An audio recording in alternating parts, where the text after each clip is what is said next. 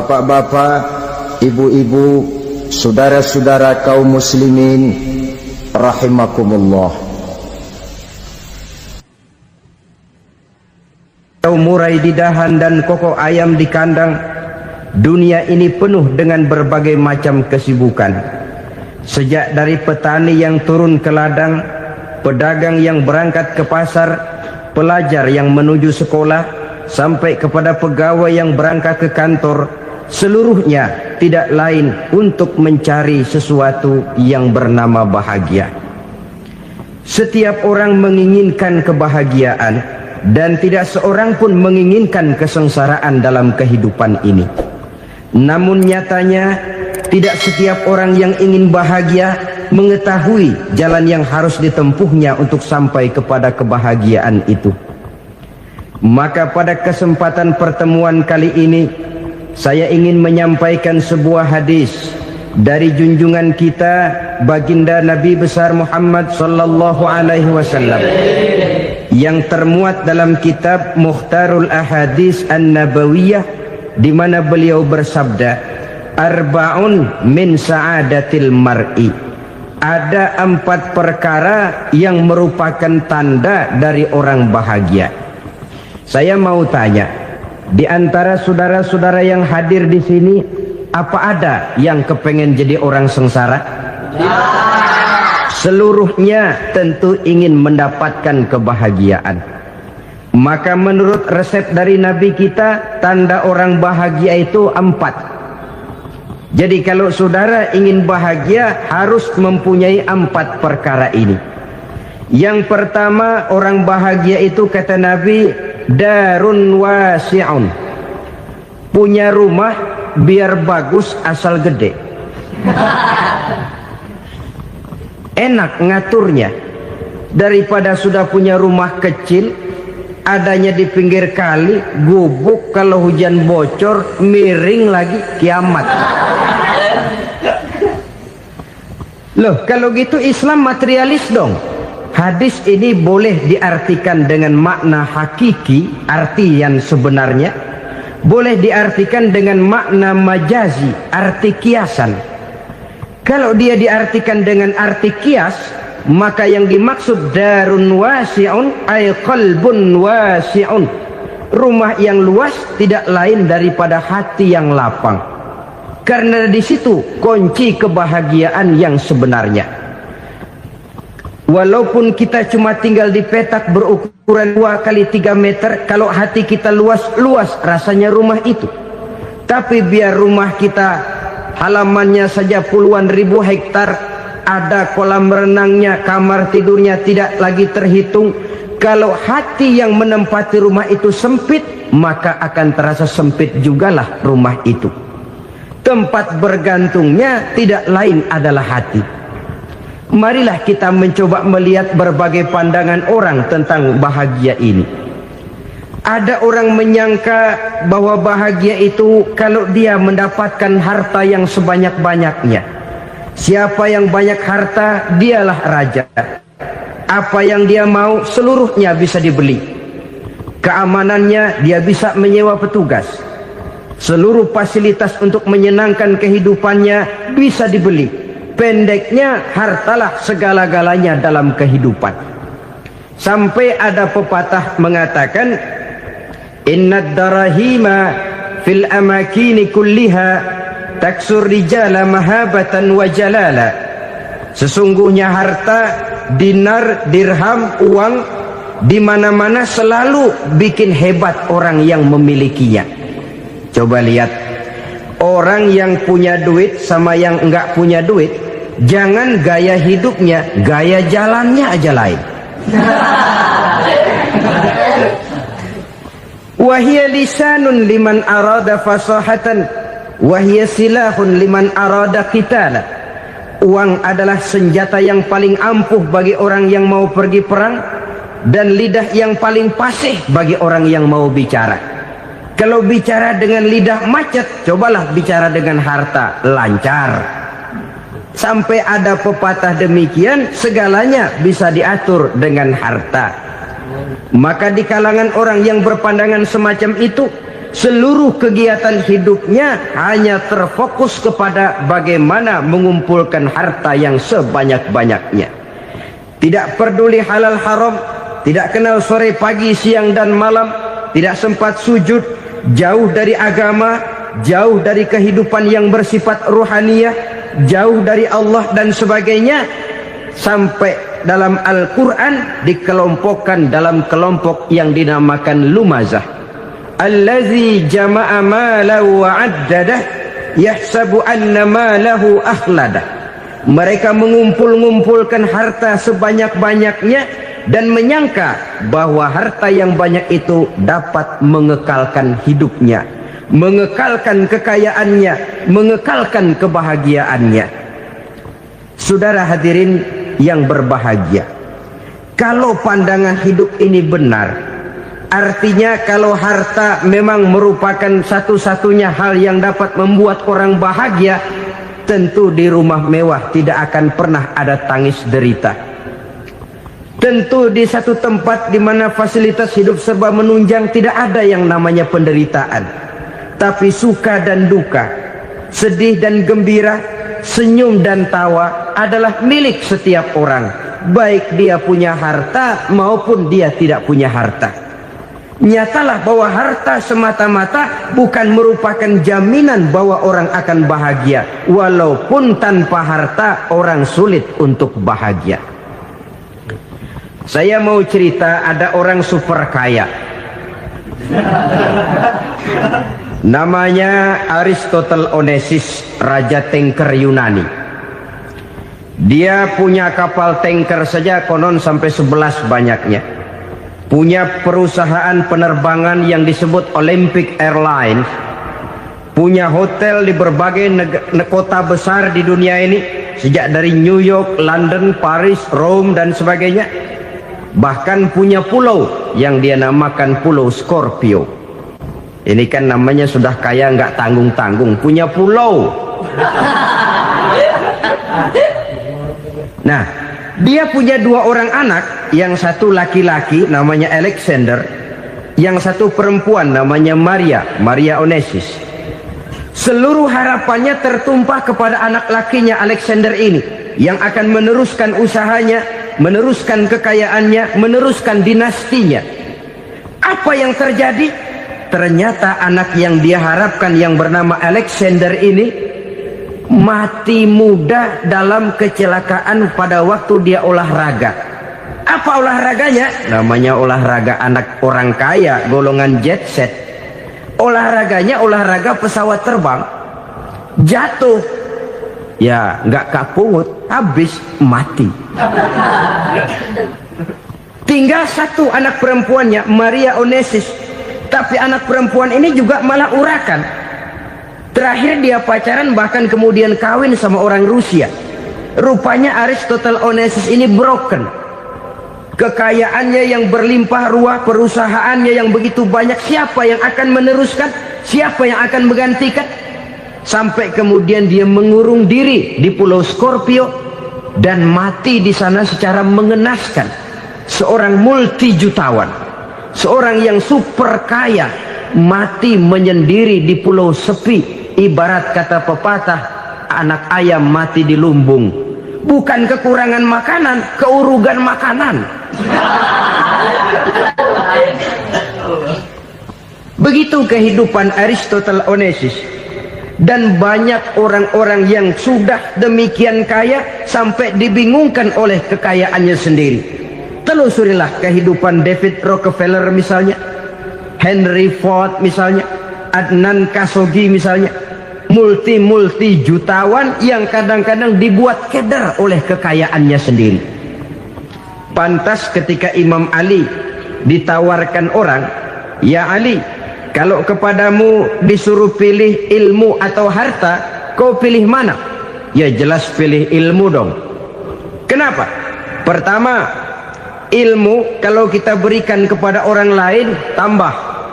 Tapi harta kalau kita berikan kepada orang lain kurang. Saudara punya uang 10.000, dibagi orang 5.000, jelas uang saudara berkurang. Tapi saudara punya ilmu diberikan kepada orang lain bisa, saudara pun makin mantap. Tidak lantas jadi bodoh karena ngajarin orang. Saudara bisa Fatihah lalu mengajarkan orang Fatihah. Orang bisa, saudara pun makin hafal. Tidak lantas setelah diajarin orang ilmunya hilang. Begitu datang dia minta orang, tolong ajarin saya Fatihah, udah habis, nggak ada.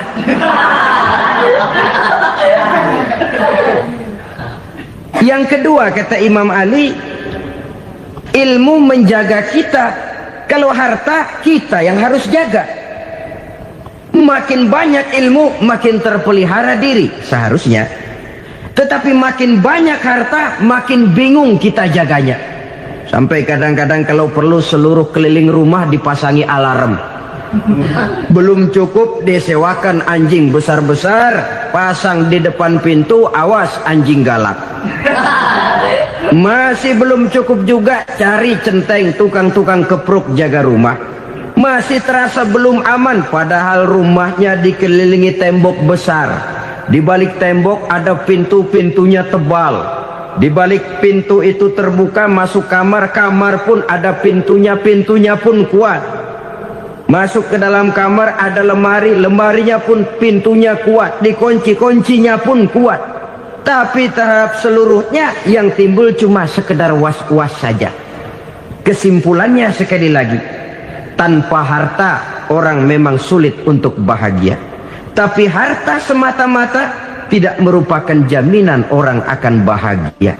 Dengan hati yang luas, itu modal utama untuk mencapai kebahagiaan hidup. Orang yang hatinya luas, saudara-saudara, punya hati yang lapang, melihat kenyataan hidup ini, dia bersyukur senantiasa kepada Allah. Lantas tidak timbul hasud dan iri hatinya. Oleh karena itu, jiwanya selalu lapang. Kalau tidak, cupik hati namanya. Dangkal pandangan, tidak senang melihat orang lain dapat nikmat, dan itu sering dijadikan contoh. Kalau orang yang lapang dada, dia lihat tetangganya beli TV baru, dia berkata, alhamdulillah ya, tetangga kita beli TV, mudah-mudahan kita bisa ikut nonton. Lapang dadanya. Tapi orang yang sempit hati, lihat tetangga beli televisi, meriang. Enggak diapa-apain, meriang. Besoknya dengar tetangga beli motor, makin sakit, ke rumah sakit. Lalu di rumah sakit dengar tetangganya beli mobil, mati. Disiksa oleh perasaannya sendiri. Orang kalau hati sudah sempit dalam hidup, kemanapun dia pergi, sempit rasanya medan kehidupannya. Kemudian kita melihat juga ada orang yang menilai bahwa bahagia itu katanya kalau punya kedudukan yang tinggi, pangkat yang agung, wibawa yang besar. Mungkin betul, tapi mungkin juga tidak. Bergantung kepada hati orang yang punya pangkat itu. Sama dengan harta tadi. Harta akan membawa bahagia kalau dia jatuh ke tangan orang yang berhati lapang. Tapi harta akan jadi bencana kalau jatuh ke tangan hati orang yang sempit. Pangkat akan membawa bahaya kalau jatuh di tangan hati orang yang sempit. Lebih dari itu, kenyataan mengajarkan kepada kita bahwa ternyata pangkat dan jabatan tidak selamanya memberikan kebahagiaan dalam kehidupan. Bahkan resikonya kelewat besar. Beberapa bukti kita bisa ambil dari para pemimpin dunia yang menjadi korban lantaran pangkat dan jabatan yang disandangnya. Saudara ingat Presiden Abraham Lincoln dan John Kennedy dari Amerika? Dibunuh orang. Park Chung-hee dari Korea Selatan, Ziaur Rahman dari Bangladesh, Anwar Sadat dari Mesir, terakhir Indira Gandhi dari India, menjadi korban dari pangkat dan jabatan yang disandangnya dari orang-orang yang tidak senang dia memegang jabatan itu. Dia akan mudah mengundang bencana. Sehingga pantas kalau seorang presiden terkemuka Amerika, Harry Truman namanya, dia mengatakan jabatan presiden itu, kata dia, seperti orang nunggang macan. Naik macan, Harus kita taiki, kalau enggak dia bakal nerekam kita. Ngeri katanya. Adapun orang yang hatinya lapang, kalau dia menerima pangkat dan jabatan, dianggapnya itu satu kesempatan untuk berbuat baik. Tapi orang yang berhati sempit, menerima pangkat dan jabatan, bukan kadang-kadang menerima, malah berusaha setengah mati mencapai dengan segala cara.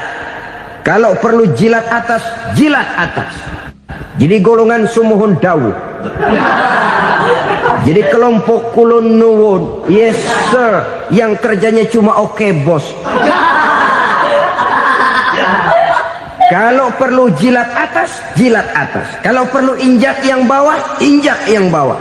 Perlu sikut kiri kanan, sikut kiri kanan. Yang penting pangkat dapat, jabatan dapat. Orang yang semacam ini, kalau sudah mempunyai pangkat dan jabatan, biasanya dia tidak menganggap itu sebagai amanah, tidak menganggap sebagai kesempatan berbuat baik, tapi malah kesempatan untuk memperturutkan hawa nafsunya yang dilatar belakangi oleh kesempitan hatinya tadi. Apalagi kalau orang memperoleh pangkat karena banyak mengeluarkan uang. Seakan-akan pangkat dan jabatan itu sekarang macam proyek, pakai tender.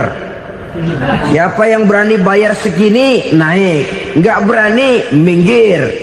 Padahal logikanya, kalau orang mencapai satu jabatan karena banyak mengeluarkan uang, hampir bisa dipastikan bahwa setelah jabatan itu dia pegang, langkah pertama yang akan dilakukannya ialah berusaha bagaimana uang yang dia keluarkan supaya kembali.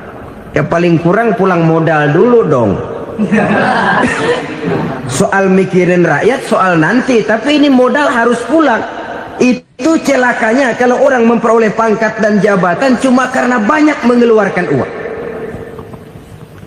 Jarang orang yang mempunyai keyakinan dan pandangan bahwa pangkat dan jabatan merupakan amanah. Jadi sekali lagi, pangkat dan jabatan mungkin saja membawa kebahagiaan kalau jatuh ke tangan orang yang berhati lapang. Tapi bisa jadi bencana kalau dia jatuh ke tangan orang yang mempunyai hati yang sempit. Dan lagi-lagi stresnya hati yang lapang. Lalu sebagian orang, saudara, ada yang berpandangan katanya bahagia itu kalau jadi orang terkenal, mempunyai popularitas, menjadi idola di kalangan remaja, di kalangan orang tua, di segala lapisan masyarakat. Padahal makin populer orang, makin terikat dia. Ya kalau macam kita ini kan nggak punya nama, nggak populer, tengah malam buta mau nongkrong di warung Tegal aman. Tapi pangkat, jabatan, kedudukan, popularitas menyebabkan kita diikat dengan berbagai macam peraturan. Cuma mandi sama ke WC saja yang nggak dikawal.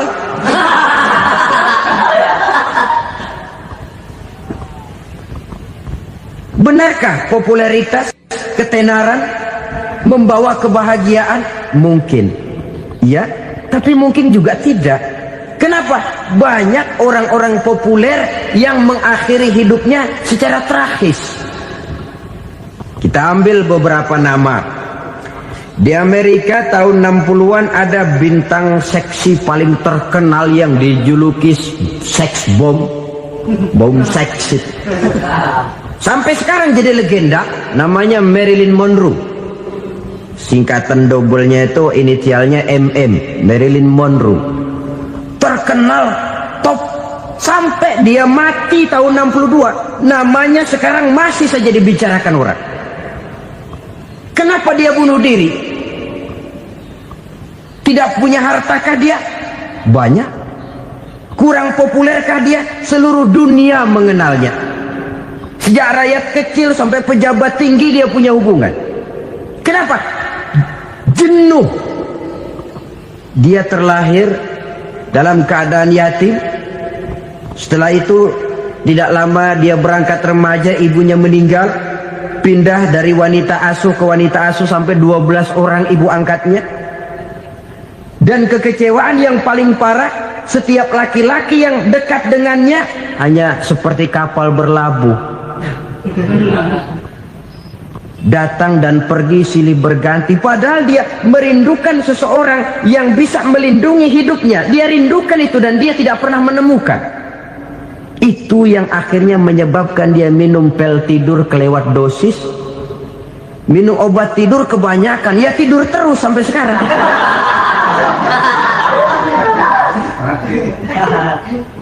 Dia mengakui, saya telah memiliki ketenaran, tapi saya tidak pernah hidup dalam ketenaran itu. Saya pandai main sandiwara, tapi saya ingin hidup dalam alam yang real sebagaimana umumnya orang. Itu yang dia rindukan. Menyusul jejak yang namanya Marilyn Monroe ini, Billie Holiday, saudara kenal tentu, di rumah sakit dirawat. Dia juga minum obat overdosis, mati lagi. Jimi Hendrix minum obat tidur overdosis kelewat batas, mati lagi.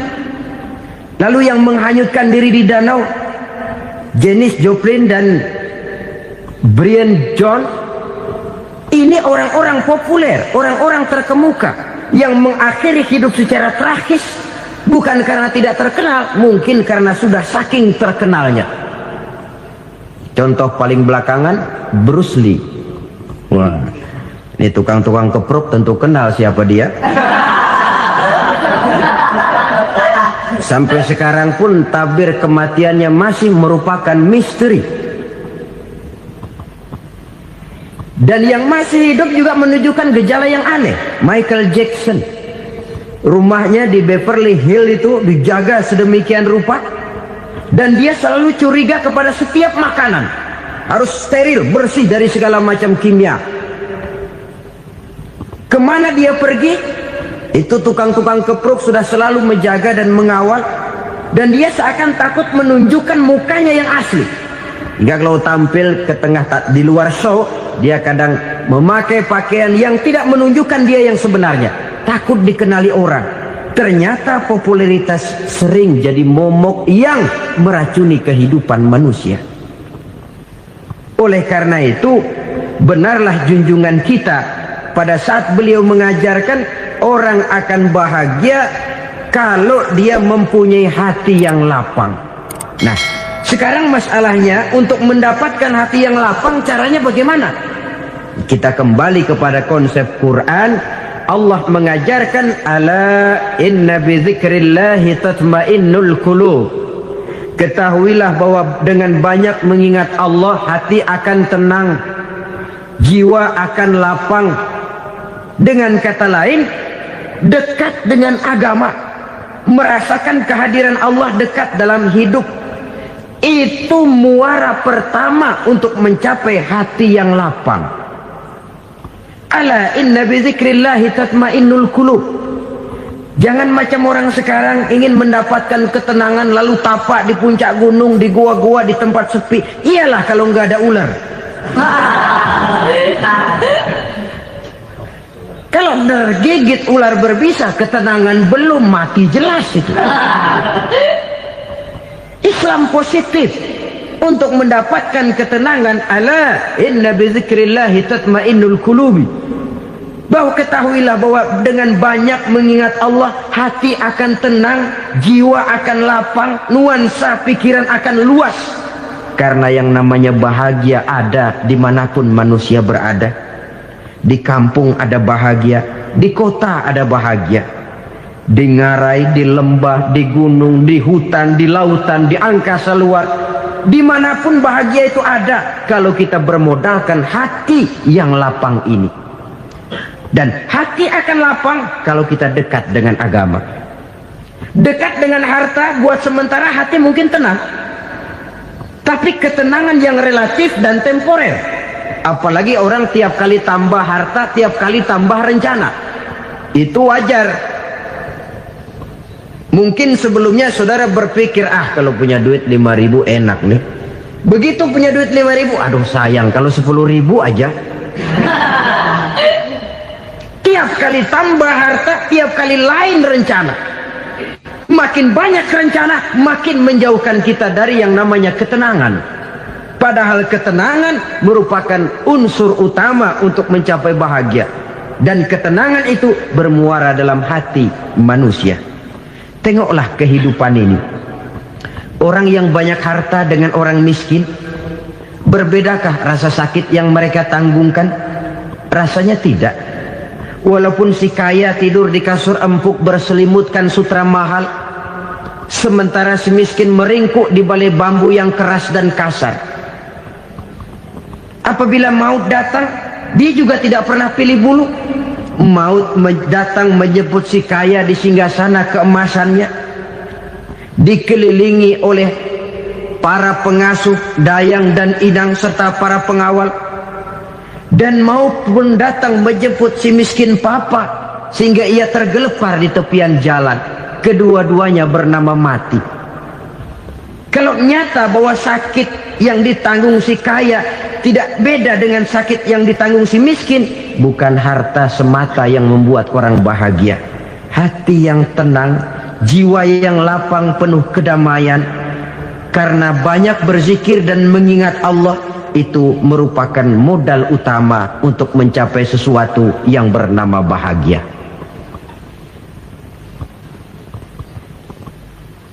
Saudara hadirin yang saya hormati, inilah yang pertama dari 4 ciri yang digambarkan oleh Nabi tentang tanda-tanda orang bahagia. Dan harus berangkat dari yang pertama ini, hati yang lapang. Ini yang harus kita miliki lebih dahulu. Baru nanti akan menyusul kepada poin yang ketiga, kedua, dan selanjutnya. Sebab kalau hati sudah terisi dengan jiwa yang lapang, seluruh persoalan insya Allah akan bisa kita atasi dengan sebagaimana mestinya. Yang kedua sekarang, tanda orang bahagia menurut baginda Nabi, markabun syariah. Orang bahagia itu, kata beliau, punya kendaraan biar cepat asal lancar. Artinya kemana dia mau pergi mudah. Apa maksud hadis ini? Kalau kita kaji lebih dalam, kendaraan itu kan alat transportasi. Transportasi tidak lain adalah usaha memudahkan komunikasi.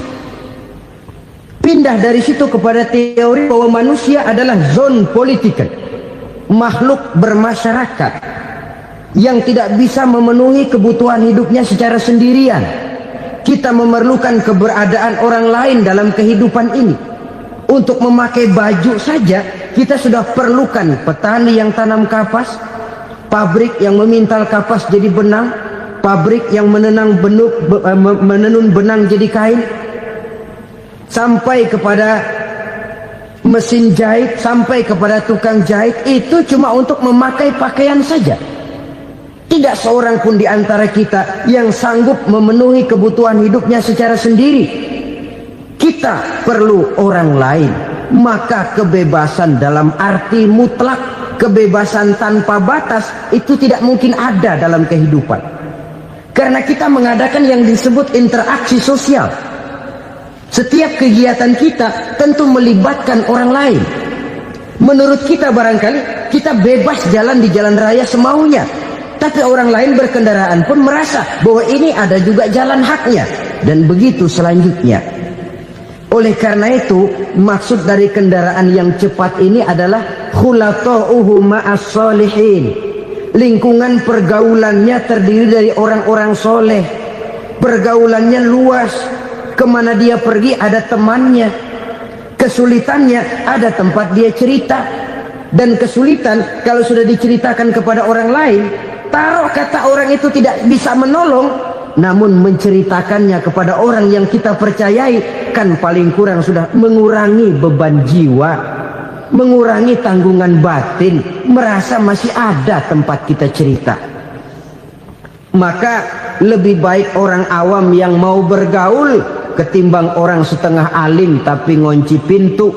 Sebab nantinya akan timbul sikap picik, cupik pandangan, dan tidak luas menghadapi kenyataan dalam kehidupan ini. Namun yang harus kita garis bawahi, pergaulan memang mesti luas.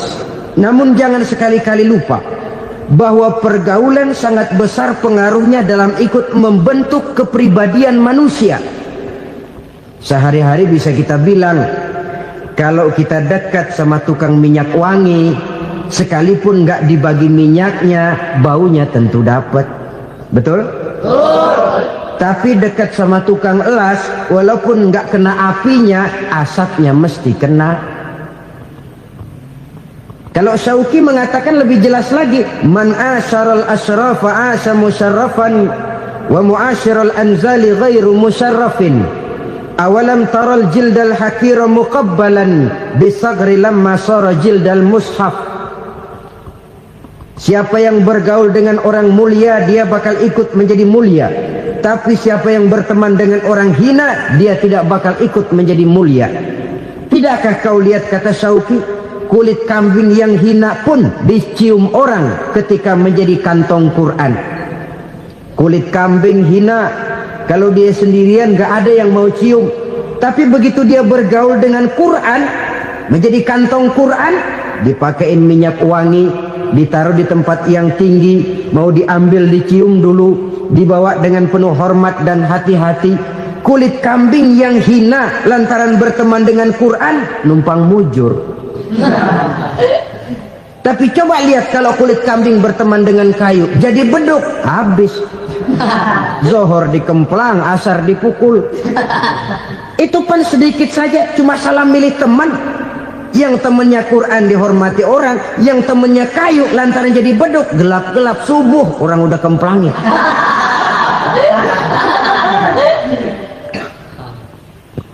Maka terutama kepada adik-adik remaja yang masih mencari identitas diri, yang ibarat kaset masih kaset kosong, mudah diisi oleh apapun, pandai-pandailah memilih teman dalam bergaul. Karena banyak orang yang tadinya baik-baik, ketika terseret dalam pergaulan dengan orang yang tidak baik, kebaikannya menjadi lentur dan luntur.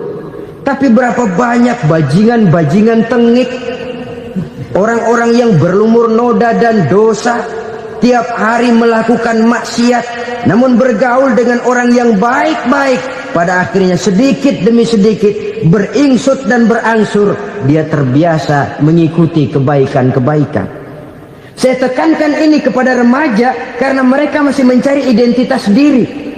Apa yang mereka lihat mereka mau, apa yang mereka dengar mereka ingin tahu. Coba lihat kehidupan remaja. Pulang nonton film Rambo, pengen jadi Rambo, gagah, maunya melekai melulu. Pulang nonton film Superman, pengen bisa terbang. Pulang nonton India, nyanyi melulu. Wajar, mereka masih mencari identitas diri. Saya ini sebenarnya siapa? Lingkungan, pergaulan akan membentuk itu.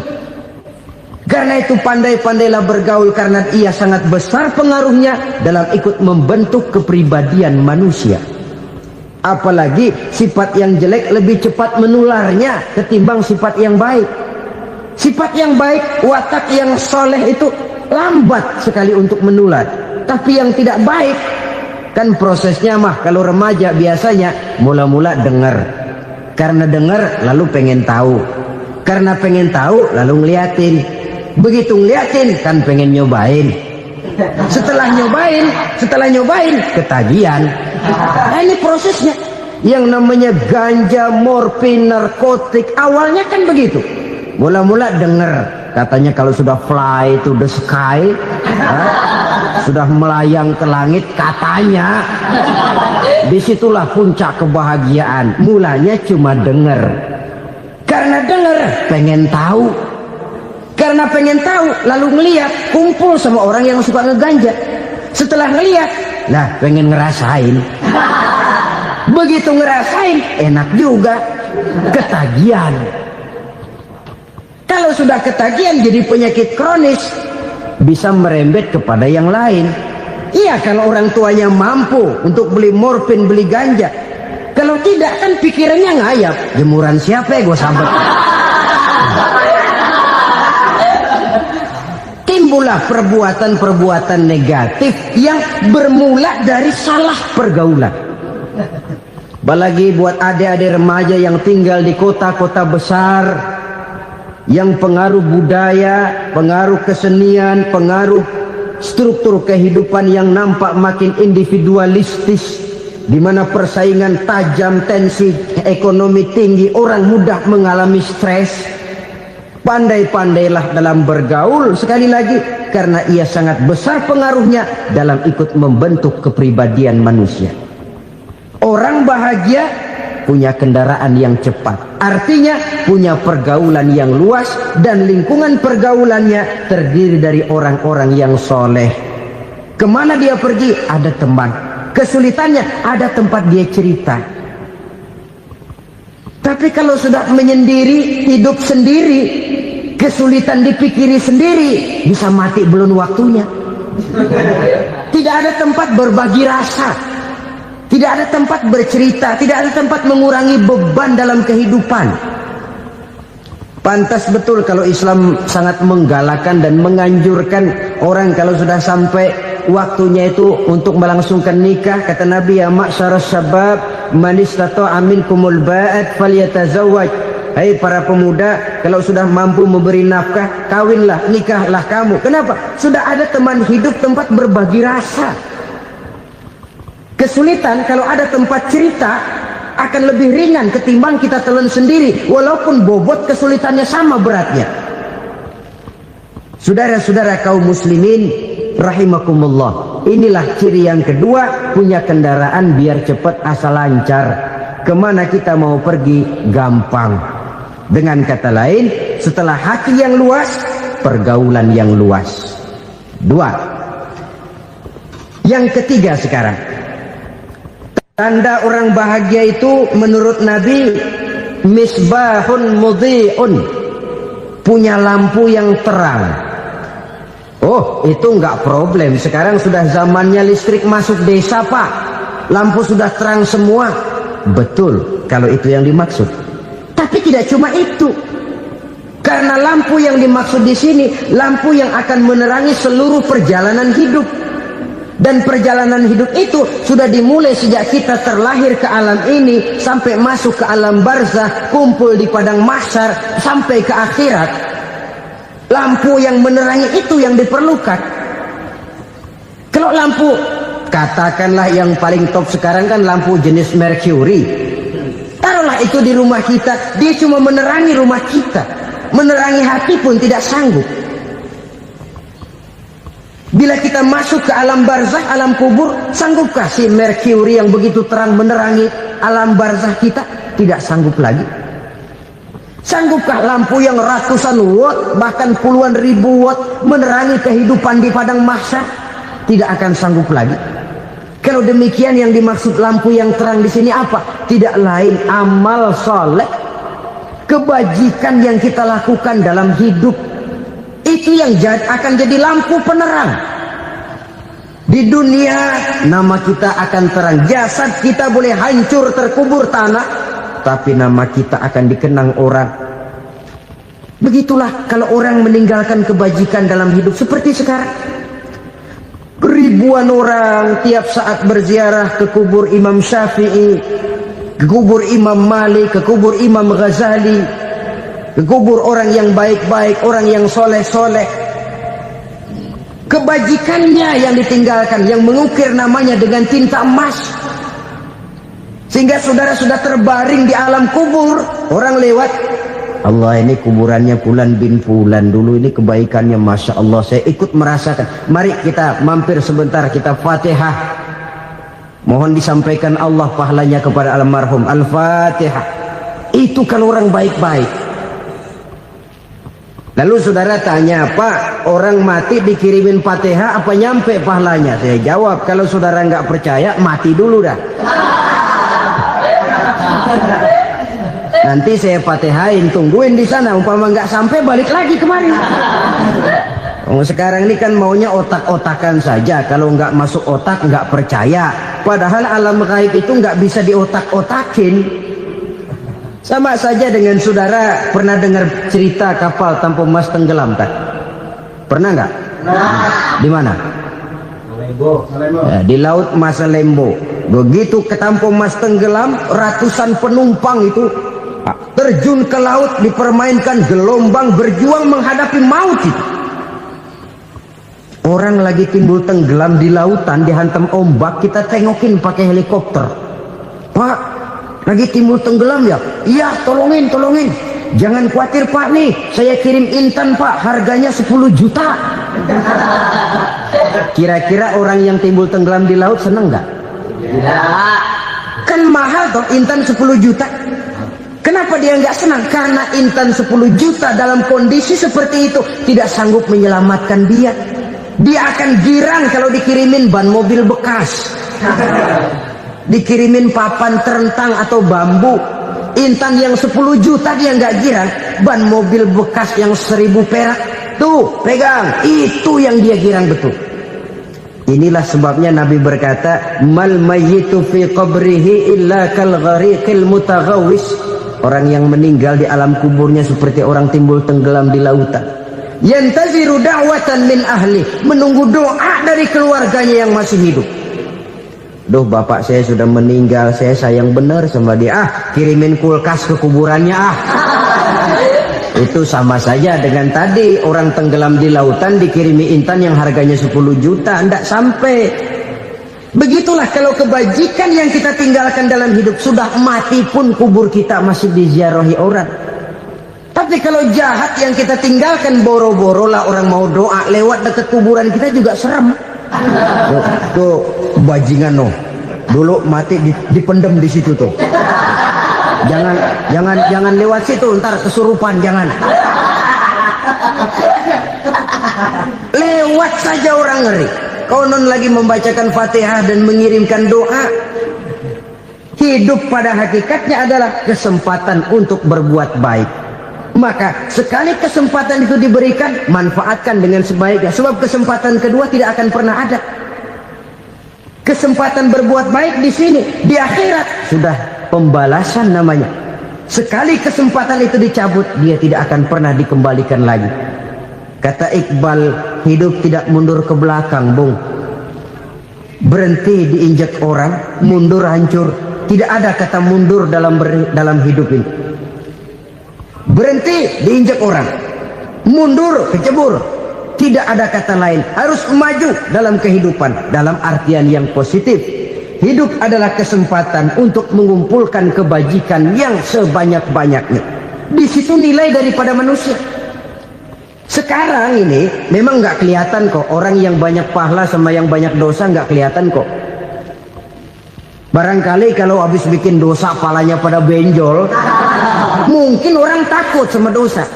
Tapi sekarang sama saja, orang yang banyak dosa dengan yang nggak banyak dosa jalan bareng dari belakang, sama, nggak kelihatan beda. Tapi ada waktunya di mana pahala memegang peranan, di mana dosa diperlihatkan. Sama saja kalau kita bawa mobil siang, lampu kan nggak begitu berfungsi.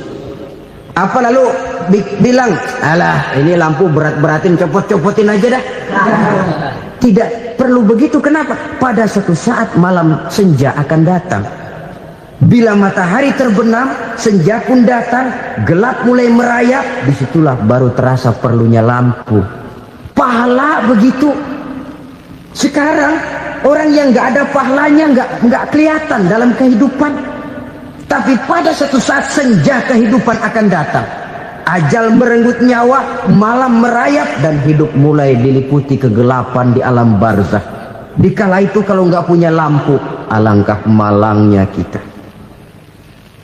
Sebab amal yang baik, kata Nabi, di alam barzakh itu akan diciptakan menjadi perempuan yang cantik menemani kita. Amal yang jahat akan menjadi orang yang paling jelek nemenin kita. Udah di tempat gelap yang nemenin jelek.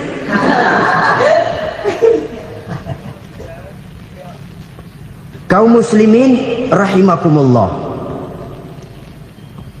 Kalau demikian masalahnya, tergantunglah kita pandai memanfaatkan waktu. Al-waktu kasayf, waktu itu cepat sekali. Yang namanya waktu itu tahu-tahu.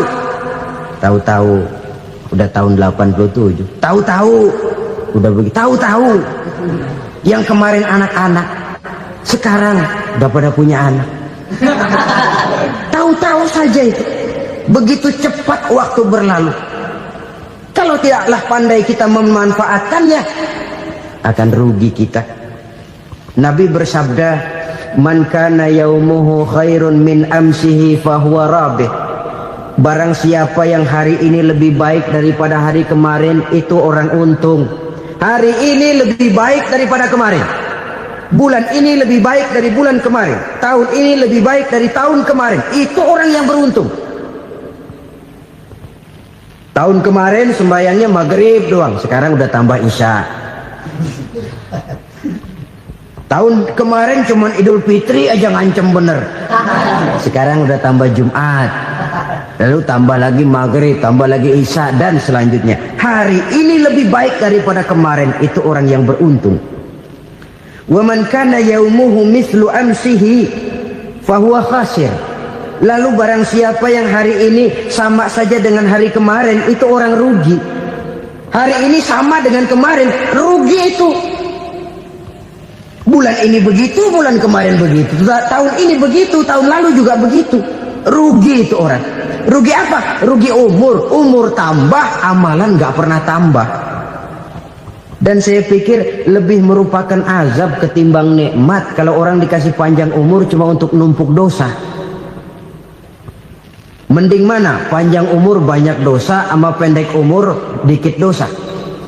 Mending mana? Mending mana? Ya, paling mending tentu panjang umur banyak pahala.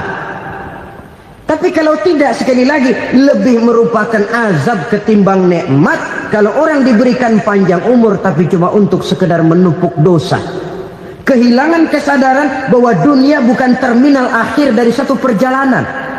Dia cuma halte di mana kita berhenti sebentar untuk menuju kepada terminal yang hakiki. Saudara-saudara kaum muslimin rahimakumullah, inilah lampu yang akan menerangi kehidupan. Amal yang kita lakukan di dalam kehidupan. Jadi yang dimaksud dengan lampu yang terang, kebajikan yang kita kerjakan dalam hidup. Nah, setiap orang di awal tadi saya bilang ingin bahagia.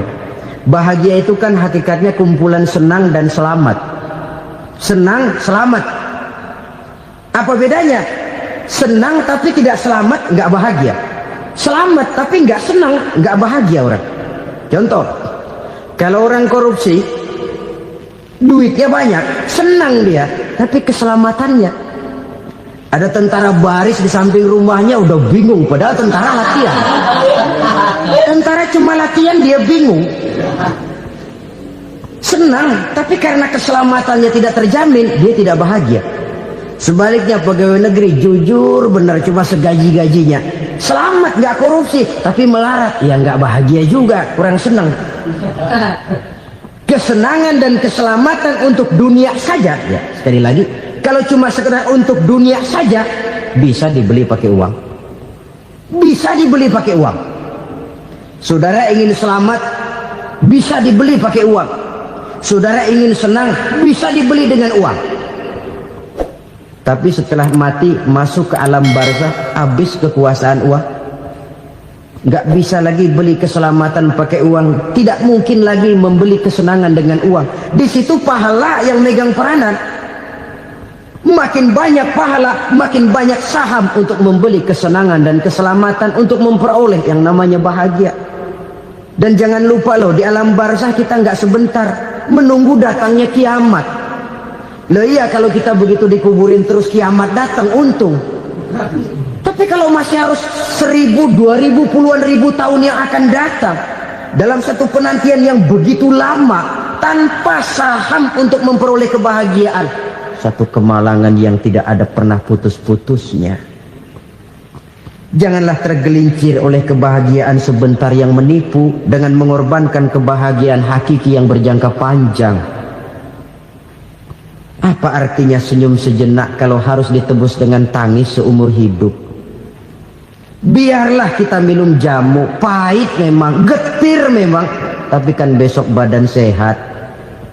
Daripada sekarang minum sirup, manis memang, enak memang, tapi bibir pada jontor besoknya.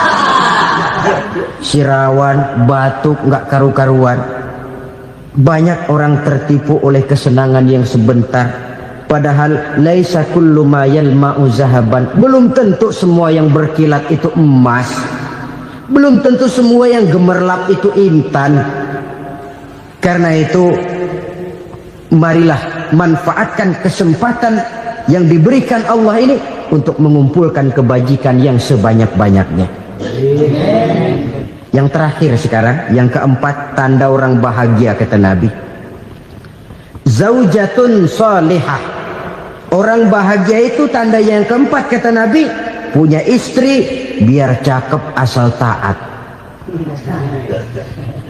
Sudah surga itu gitu. Cakep taat. Istri kayak gitu, kalau belum mati jangan dikuburin dulu. Sudah cakep taat lagi, tapi kadang-kadang enggak, udah jelek ngadat melulu. Apa yang mau dipilih? Sebab itu Quran mengatakan istri pakaian untuk suami, suami pakaian untuk istri. Kenapa suami istri diibaratkan pakaian? Alangkah tingginya gaya bahasa Quran ini. Suami istri teman hidup, hidup perjalanan panjang. Sejak kita dalam rahim sudah ada hidup kan di sini. Sampai ke alam dunia, masuk ke alam barzah, kumpul di padang mahsyar, sampai menuju akhirat, itu perjalanan hidup. Carilah istri atau suami teman hidup yang membawa manfaat tidak hanya kehidupan di dunia ini, sampai di alam barzah, sampai di padang mahsyar. Suaminya mungkin meninggal lebih dulu, atau istrinya mungkin meninggal lebih dulu, tapi suami atau istri yang masih hidup berbuat kebajikan. Suami saya meninggal, ada hartanya, saya sedekahkan, niat pahala untuk almarhum suami saya. Ini teman hidup, tidak dibatasi dan tidak bisa dipisahkan oleh maut sekalipun. Zohirnya mungkin pisah, badannya mungkin pisah, tapi hatinya, jiwanya, kebersamaannya dalam menghadapi kehidupan. Karena itu saudara-saudara, bahasa Quran indah. Suami istri diibaratkan seperti pakaian. Apa fungsi pakaian? Pertama, pakaian jadi kebanggaan. Artinya suami harus menjadi kebanggaan istri, istri harus jadi kebanggaan suami. Yang kedua, pakaian itu kan fungsinya menutup aurat. Artinya sesama suami istri harus saling menjaga kekurangan masing-masing. Jangan malah sesama suami istri saling membongkar rahasia dan aibnya sendiri-sendiri. Istrinya diceritain jeleknya di mana-mana, atau suaminya dibongkar rahasianya di pasar umum. Itu sudah tidak lagi berfungsi sebagai pakaian. Kenapa semua ini diperlukan? Karena kita menyadari bangsa yang baik terdiri dari masyarakat yang baik. Masyarakat yang baik merupakan susunan dari warga yang baik. Warga yang baik adalah terdiri dari rumah tangga yang baik. Dan rumah tangga yang baik merupakan susunan dari pribadi yang baik. Dari situ langkah dimulai. Membangun satu bangsa yang baik diawali dengan membangun rumah tangga yang baik, dengan menciptakan pribadi-pribadi yang baik. Sehingga dari sini diharapkan berkembanglah nilai-nilai kebaikan. Orang akan bahagia mempunyai istri yang soleh.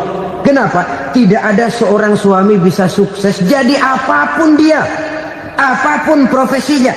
Dokterkah, kiaikah, mubalikah, petanikah, pengusahakah, pejabat tinggikah, tidak ada seorang suami yang bisa sukses tanpa peran serta istrinya. Walaupun memang peranan itu tidak begitu kelihatan, tapi sangat menentukan. Karena itu, saudara hadirin yang saya hormati, Islam sangat menghargai kaum wanita, memberikan kedudukan yang tinggi sepanjang tidak mematikan kodrat kewanitaannya. Nah, kalau sudah kesuksesan ini diawali dari rumah tangga, karier di masyarakat mudah untuk dikejar. Tapi keberantakan di rumah tangga merupakan kegagalan pertama di tempat lain.